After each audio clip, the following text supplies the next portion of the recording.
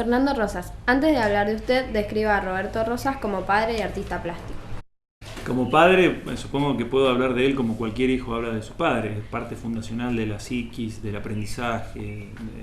Fue el constructor de los contextos en los que yo me manejé. Y como artista fue determinante. Yo esto no lo sabía, me di cuenta que me gustaba la plástica bastante después. Yo pensé que iba a ser otra cosa, iba a ser maestro mayor de obra o algo así. Lo que sí había en la casa de mi padre es un microclima de trabajo que estaba buenísimo y que me sirvió muchísimo para mis comienzos. Aparte de que el viejo estaba al lado mío, pero sin presionarme, digamos. Estaba acompañando. Entonces lo que yo necesitaba, él me lo brindaba una vez que yo se lo pedía. Digamos. No trataba de sumarme cosas de él a mí. Y eso fue fundamental para mí porque alivianó mucho la carga. Y como artista me parece que es uno de los escultores más poderosos que hay en el país, en un par de generaciones. Pocas veces vi un sujeto tan creativo. Realmente tenía la capacidad de ver esculturas en basura, en porquerías. Así que yo no he vuelto a ver esa cualidad y yo no la tengo. Así que me parece que es uno de los grandes maestros de la escultura. Y eso también se ve no solo por la obra que tiene, sino por la cantidad de gente a la que ha influenciado. Me parece que uno de los legados más importantes es lo que uno hace en otro, más allá de con qué, si es con una escultura, si es con un disco o es con un libro, de qué manera uno influye en el otro. Me parece que mi padre ha tenido la cualidad de influir en mucha gente. ¿Qué influencia tuvo su padre en su carrera artística? Bueno, como decía hace un rato, me influenció desde el contexto. La casa de mi padre, tanto esta casa como la casa vieja que tenía en Villanueva, que era mucho más pequeña, siempre tenía juguetes que eran extraños para mí. Había máquinas. Entonces, ¿a qué jugaba yo? Iba a construir cosas. Entonces, de repente mi viejo me esperaba, porque yo no vivía con él. Me esperaba los fines de semana con maderitas cortadas y con eso construíamos una cuestión. O hacíamos un barco, o hacíamos un animal de madera para que yo le regalara a mi vieja. Digamos, eso a mí me parecía natural, era lo que jugaba con mi papá, hubiera podido ser jugar a la pelota o tirar el frisbee, era lo mismo para mí. Pero eso ha sido determinante después, cuando me doy cuenta que la plástica me interesa, todo ese bagaje previo me ayudó muchísimo, tengo la noción del hacer desde muy niño. Y artísticamente, desde lo estético, no creo que haya habido mucha influencia. Los primeros dibujos que copié fueron de él, pero después ya me liberé de esa influencia. Relate usted sintéticamente su trayectoria artística. Bueno, yo era un adolescente que estudiaba una carrera técnica en el ex Gallinero, la escuela de Álvarez Condarco, y un día, como, insisto, los juguetes que había en la casa de mi viejo tenían que ver con el arte, agarré un libro de un pintor que se llamaba Corot, unas acuarelas que había ahí, unos papeles, y copié un arbolito. Y me encantó. Dije, hay algo significativo en poblar el vacío. Este papel que estaba en blanco ahora ya no está en blanco y esto que hice parece un arbolito. Inmediatamente después de ahí, bueno, habrá pasado cerca de un año, me invitan a hacer una exposición en un banco. Yo tenía 16 años cuando hice mi primera exposición.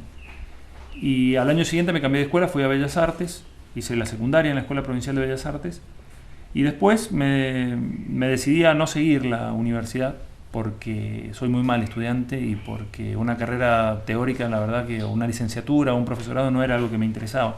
A mí me interesaba ser artista y eso no se aprende en una universidad.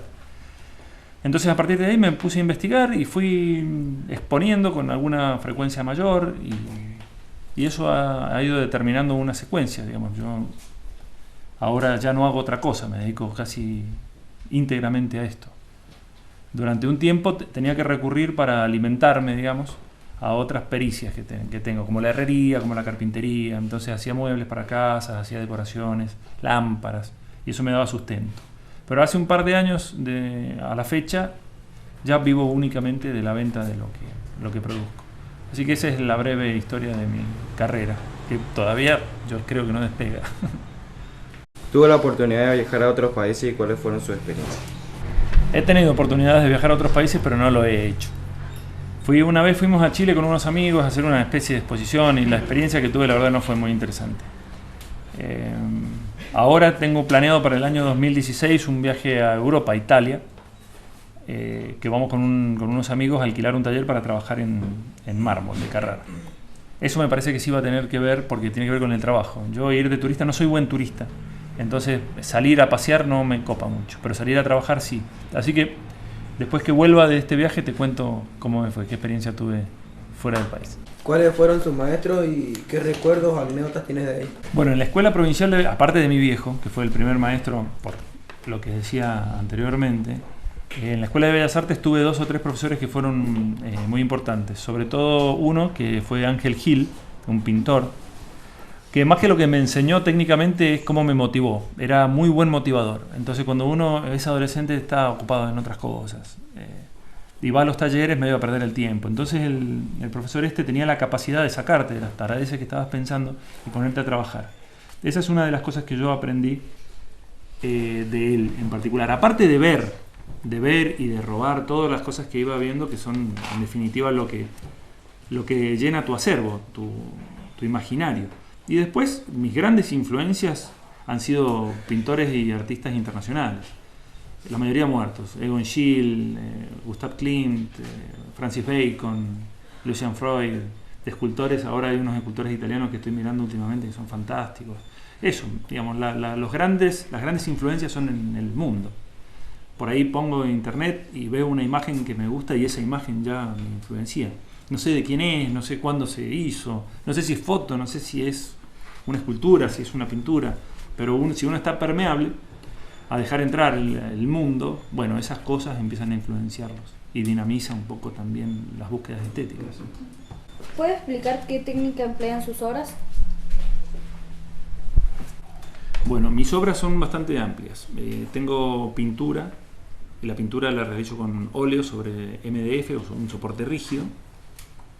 El dibujo lo hago en general sobre papel, tanto sea con grafito o lápiz, o con sanguina, o con algunas otras técnicas, algo de tinta también he hecho. Y en la escultura empecé haciendo metal, como mi viejo, un poco porque el taller estaba armado para eso. Pero hace unos 6 años descubrí la talla en madera y me he quedado ahí. Y la talla en madera es eso, talla en madera con agregados. Como van a ver si miran un poco, casi ninguna escultura está hecha de un solo tronco, siempre tienen partes agregadas. Digamos, eso sería el chiche distinto a un tallista ortodoxo. Yo tiendo a agregar para lograr la imagen que tengo en la cabeza. ¿Qué diferencia ves la talla en madera con la talla en mármol, en otros materiales? No tengo idea, porque no he experimentado en otro tipo de materiales rígidos. En realidad las primeras incursiones en la escultura han sido a través de materiales plásticos, como la arcilla. Entonces después el moldeado y el copiado en diversas cosas. Después el trabajo en metal también, que es golpear una chapa y adicionar partes para generar volúmenes. Y ahora para la talla específicamente es la primera vez que incursiono. Si todo sale bien y viajo a Italia el año que viene, te voy a poder contar cómo es tallar mármol. Pero imagino que la lógica es parecida. Son materiales que responden de manera diferente al trato humano, pero claro, el concepto es general. Te preguntaba por eso, porque a veces el material se revela, ¿viste? Y cuesta trabajarlo. Y hay que entenderle un par de códigos como para no exagerar. Yo imagino que lo que hago agregándole a madera, a las tallas que hago, no voy a poder hacerlo en mármol. Entonces, bueno, hay un trabajo diferente tratando de concebir la pieza antes de empezar a trabajarla, que es algo que yo no hago ahora. Yo ahora consigo una pieza en mi mente y trato que la madera vaya para donde yo quiero. Así que imagino que esa es una de las grandes diferencias. ¿Haces algún boceto previo o directamente te lanzás a la madera? Últimamente me lanzo a la madera. Tengo una idea en la cabeza, una imagen muy borrosa. Yo sé que quiero una persona que esté más o menos en esta posición, pero no sé si se va a hacer él, ella, niño, viejo, vieja. No sé si va a tener 2 brazos, 4. Eso lo voy viendo. A veces tomo apuntes, porque digo, bueno, esta idea se me va a olvidar, o quiero ver qué pasa en el espacio, ¿no? Esa idea que tengo un poco abstracta en la mente, quiero ver si resiste, si la forma resiste. Entonces, bueno, el lápiz es la primera incursión en el desafío del espacio, así que me sirve como un... Generalmente, nunca lo que boceto lo hago, no sé por qué extrañas razones, como una especie de fobia, pero si tengo el libro de bocetos y no hay ninguna escultura que se parezca. Una negación que tengo. ¿Cuál es el trabajo con el que se siente más identificado y por qué? Bueno, para responder esta pregunta hay una frase hecha que dice la próxima. Pero tiene algo que ver. Me parece que en la etapa en la que estoy, de mi producción y de mis capacidades físicas y mentales, me parece que todavía está por venir lo mejor. Por ahí cuando uno ya es más viejo y tiene menos energía, ya empieza a mirar para atrás con más nostalgia. Hay un par de esculturas que me gustan. Ese viejo me gusta muchísimo y no podría decirte por qué. Quizá tiene más que ver con una cuestión anímica. Hay una escultura alta que se llama Clases de vuelo, que me gustó cómo logré realizarla, porque no me di cuenta, no sé cómo es que pasó, pero de repente estaba ahí. Hay un viejo sentado que se llama el Nono, que también dije, ¿cómo se me ocurrió hacer este ensamble? ¿Cómo fue quedando? Es como si uno en un momento soltara la mente y dejara funcionar el instinto. Y ese instinto resolutivo tiene que ver con los juegos que hacía con mi viejo, seguramente, con la capacidad de solucionar un problema con ingenio. Entonces es como soltar. ¿Sabes lo que querés? Y dejás que tu instinto te guíe en cómo resolver ese problema. O sea que no trabajás con un modelo vivo, por ejemplo, sino que todo era imaginación. No. Modelo vivo teníamos en la Escuela Provincial de Bellas Artes, modelo vestido, lo cual era una limitación. Y después, foto, espejo, y dibujar hasta que ya no te hace falta ni dibujar. Simplemente si te atascás en un problema anatómico, mirás. Entonces si tengo un problema en una mano, yo te estoy mirando la mano y ya estoy tomando un apunte mental de eso.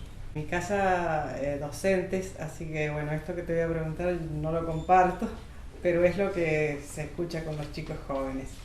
Por ahí con chicos que tienen una atracción con el arte, pero que ellos consideran, porque es una idea así nueva, de que vos dijiste que habías ido a estudiar al Colegio de Bellas Artes. Sí. Estos chicos jóvenes, ellos dicen que a eso te trunca. Claro. Que te limita, claro. Que ellos tienen que crecer solos. Yo lo atribuyo a que hay una resistencia a estudiar en este momento, pero bueno, es como una tendencia ese pensamiento que hay ahora de que no hace falta estudiar. ¿Vos qué pensás de eso? Yo pienso que ignorar nunca es bueno. Digamos, si pensamos que conocer algo o saber algo nos trunca nuestra capacidad de ser, me parece un error. Me parece que en definitiva la ignorancia es solo eso, solo ignorancia. Hay ahora, hace algunos años, en realidad hace como 80 años que empezó a pasar esto con las primeras incursiones en el arte experimental, como el dadaísmo, como el tachismo, el fauvismo, que eran todas novedades, donde decían que el ser humano es un ser artístico, que no necesita aprender una técnica para plasmar eso. Es viejísimo. Entonces eso lo que te da es la facilidad, la excusa para no aprender. A mí me parece que el arte es un idioma.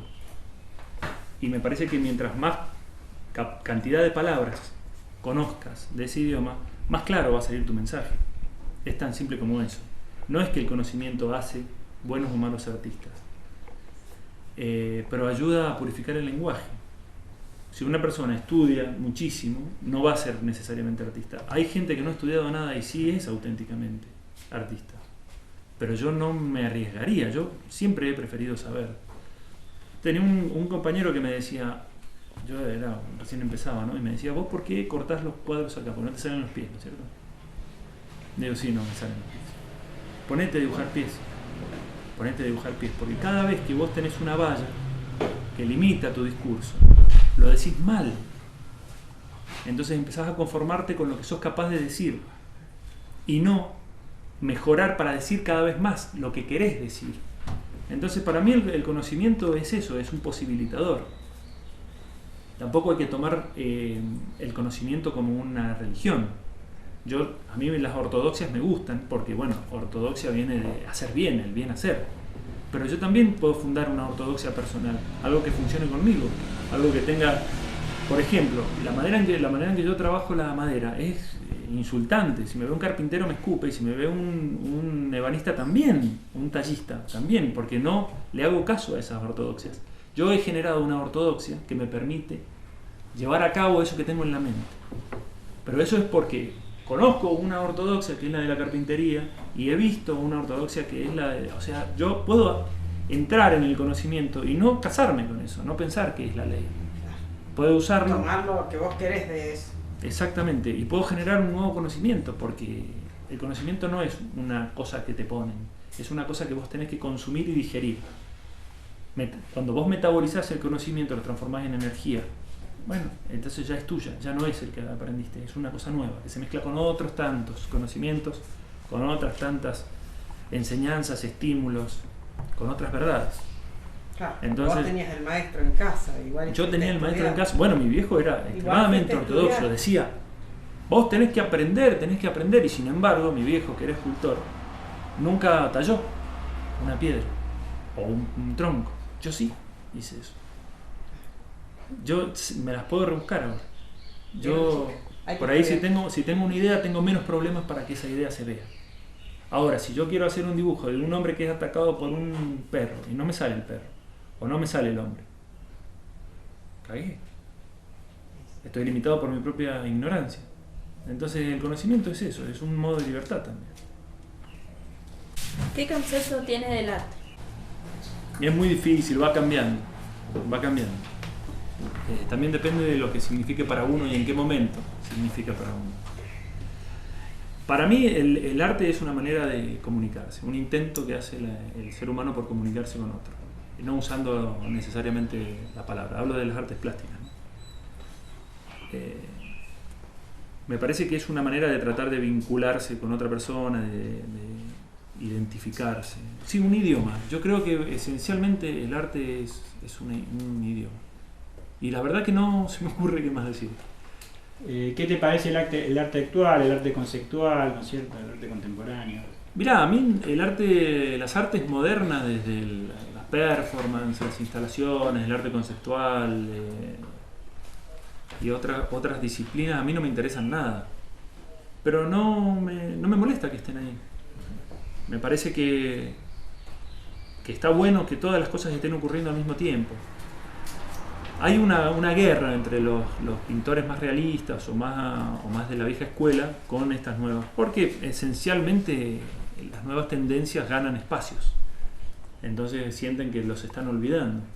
Pero yo no sé, yo no hago lo que hago para salir en los diarios o para ser multimillonario, hago lo que hago porque lo amo, y si me fuera mal lo haría igual, digamos.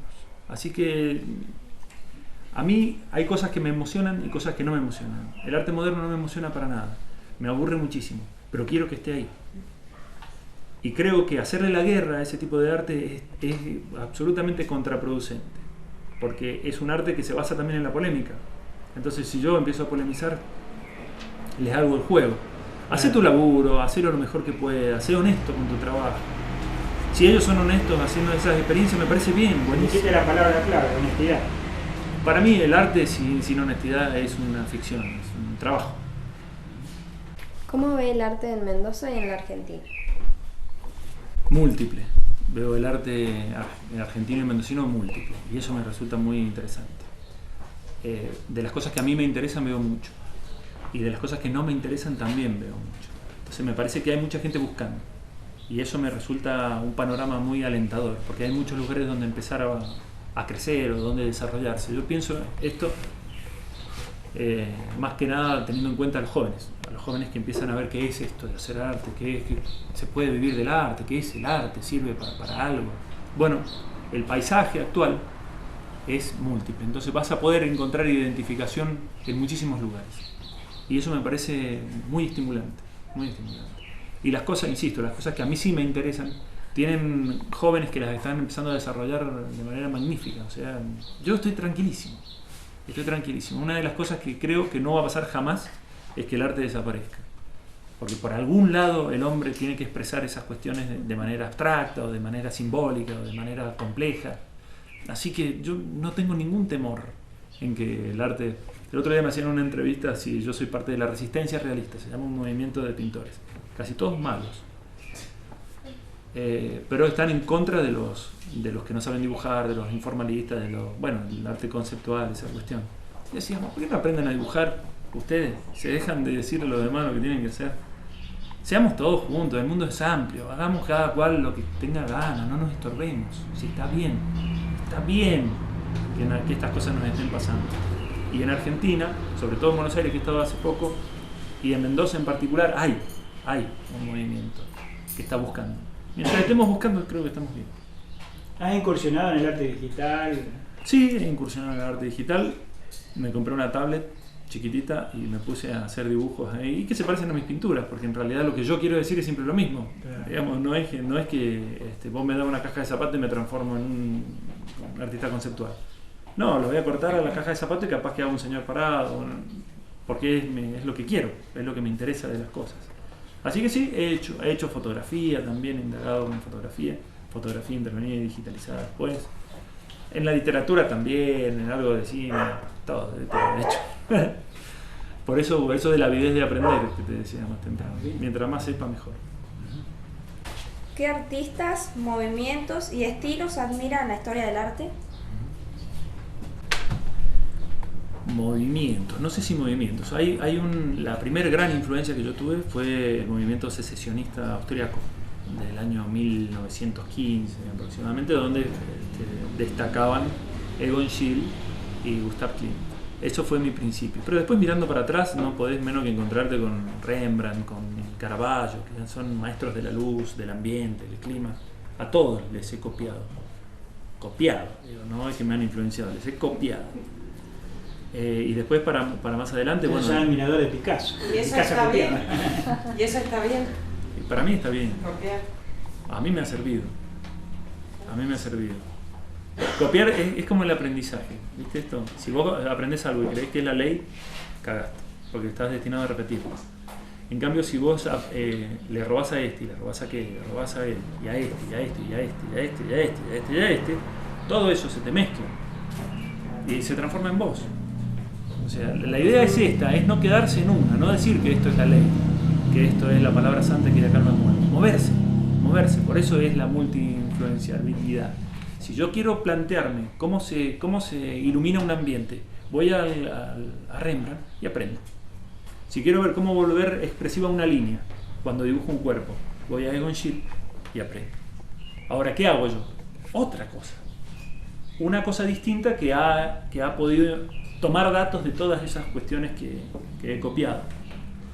Después, con el tiempo, descubro a Francis Bacon, en inglés y a Lucian Freud, que me enseñaron otra manera de pintar totalmente diferente. Y después los escultores estos que estoy viendo ahora, que es Bruno Walpole, Aaron Demetz, Gerard Demetz. Eso, no, favoritos no, casi todos. O sea, casi todos son mis favoritos. Todos tienen algo para enseñar, todos tienen la capacidad de motivarte para que te den ganas de trabajar. Y eso es la emoción. De todos se aprende. Esa es la emoción para mí. ¿Cuáles son sus metas u objetivos como artista plástico? Bueno, esencialmente mis metas son de hacer un trabajo que me convenza cada vez más, que me haga sentir más completo y que ese trabajo me sirva para vivir, me dé de comer, digamos, y que genere la consecutividad. O sea, que esto que yo vendo me permita hacer más y vivir más, haciendo lo mismo. Con el temor siempre de o pasar hambre o necesidades si la cuestión no anda, y si la cuestión sí anda, que vos no pierdas el rumbo, que no empieces a hacer las cosas que sí andan y dejes de investigar y dejes de hacerte preguntas que son importantes. O sea, básicamente es hacer lo más honestamente posible que pueda mi trabajo, sentirme lo más satisfecho posible con el resultado y que ese resultado me permita vivir de eso. Ese sería mi sueño.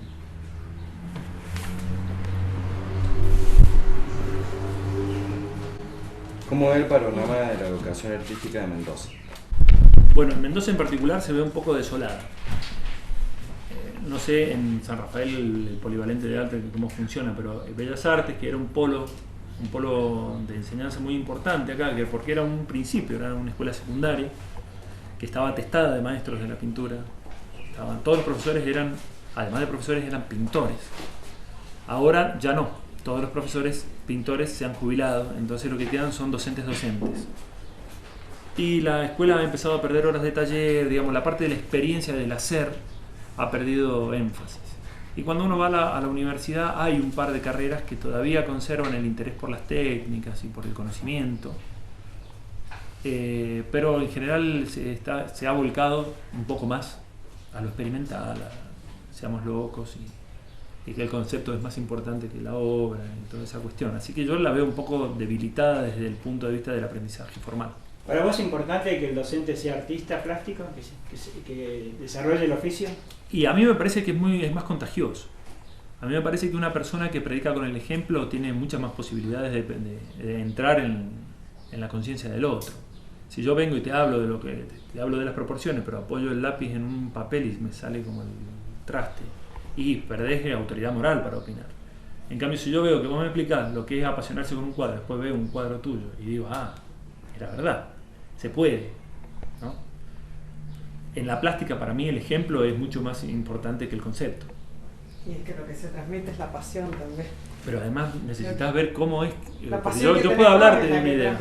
Yo puedo hablarte de una idea. Mirá, yo estoy haciendo un tronco que lo desbasto con máquinas y después le agrego para romper la hegemonía del cilindro. Y vos podés hacerte una película ahora eso. Claro. Entonces sí se puede. Esta idea sí se puede transformar en un hecho. Y vos me lo estás demostrando. Y vivís en eso. Entonces no solamente me estás enseñando una cosa, que es cómo pintar un cuadro, cómo hacer una escultura, sino que además que vos vivís en eso, me estás enseñando algo para la vida también. Se puede, digamos. Que lo tenés comprobado. Claro, sos el vivo ejemplo de lo que decís. Bueno, eso autoridad moral le llaman. ¿Qué mensaje o consejo le da a los que se inician o transitan esta profesión? No es muy universal el consejo que yo puedo dar. Eso es lo que me ha funcionado conmigo. Trabajo, investigación, choreo, robar mucho, no tener preconceptos de que bueno, que estoy sacrificando mi originalidad. La originalidad no existe, ni importa. Si acaso existiera, para mí no importa. Entonces trabajar, indagar, buscar, copiar y ser lo más honesto, e insisto con esta palabra porque es la que me redondea más, ser honesto con lo que uno hace, ser fiel a lo que uno hace. No ir para el lado donde uno ve que está más fácil o que está más templadito o donde está funcionando, sino siempre si uno se inicia en la plástica es porque tiene algo para decir. Ser leal a eso y aprender las cosas que le faciliten decir eso con la menor cantidad de obstáculos posibles. Ese sería mi consejo. Y se puede, ¿eh? Se puede.